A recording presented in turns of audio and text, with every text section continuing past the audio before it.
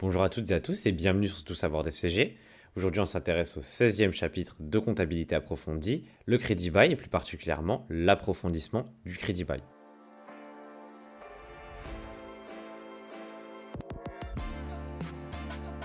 Premièrement, qu'est-ce qu'un crédit bail? Normalement, on l'a déjà vu en comptabilité, mais le crédit bail, c'est une opération de location de biens qui donne la faculté au locataire d'en acquérir tout ou partie en moyennant une prime convenue à l'avance tenant compte pour partie au moins des versements effectués à titre de loyer. Donc pour rappel, qu'est-ce qui doit être présent en annexe pour le crédit bail? La valeur du bien pris en crédit bail, le montant des redevances de l'exercice, le cumul des redevances, les dotations aux amortissements de l'exercice, le montant cumulé des dotations, l'évaluation des redevances restantes à payer et enfin le prix d'achat résiduel. Donc à la levée d'option, le bien est inscrit à l'actif pour son prix d'acquisition, c'est-à-dire le prix de levée d'option, et il amortit sur la durée résiduelle d'utilisation, avec un amortissement linéaire qui est obligatoire. Dans certains cas, ça pose problème.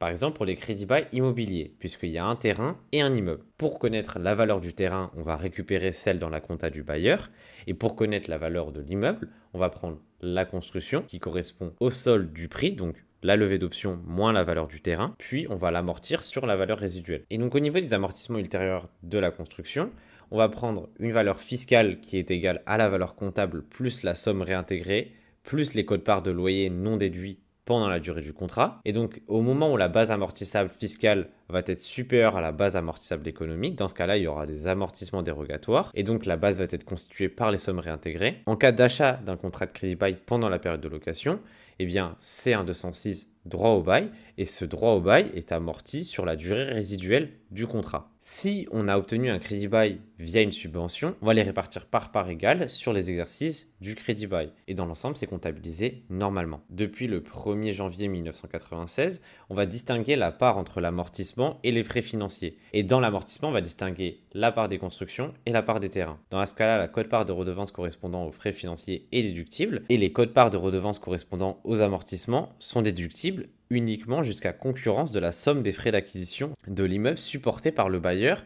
et du cumul des amortissements correspondant aux constructions. Bon, c'est quelque chose d'assez précis, mais ce qu'il faut comprendre, c'est simplement qu'il faut distinguer la quote-part de redevance et la quote-part liée aux amortissements.